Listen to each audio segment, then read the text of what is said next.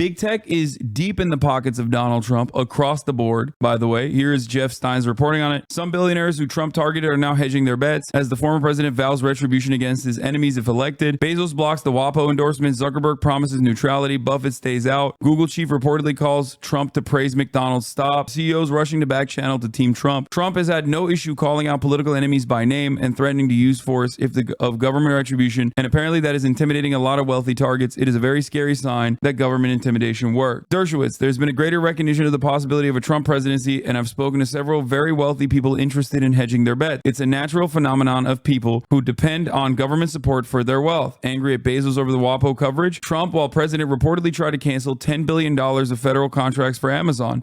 Bezos, who did not stop previous presidential endorsements this year, blocked WAPO from endorsing Harris. Trump this year on Mark Zuckerberg. We're watching him closely. If he does anything illegal this time, he will spend the rest of his life in prison.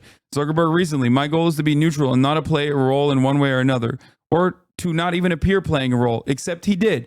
Whenever these guys say they're neutral, they're actually right-wing, okay? You have to remember that. It's the Elon Musk phenomenon. What do I mean by this? Elon Musk kept fucking lying and yelling and shitting his diapers about like, oh, there was so much interference. There was so much interference last election from Twitter. They were woke. They were woke. What is Elon Musk doing now? He bought Twitter. He was forced to buy Twitter. He is openly in the tank for Donald Trump, literally runs Trump's super PAC, said he's giving $50 million to Donald Trump in campaign contributions. And yet nobody questions the neutrality of Twitter. It's because when Republicans do it, it's fine. Not only is it fine when Republicans do it, they will also fucking hold on to anything to be like, oh, this is actually liberals like in the tank for Trump again. I mean, in the tank for Kamala Harris again. Mark Zuckerberg is not neutral. He straight up is not neutral. Obviously on the issue of Israel, we know this already. Not neutral at all. Meta is like super censorious. Beyond that, Mark Zuckerberg himself was like, oh, I thought it was really badass when Donald Trump raised his fist when he got shot at. And you know, I thought it was really cool. I thought it was sick.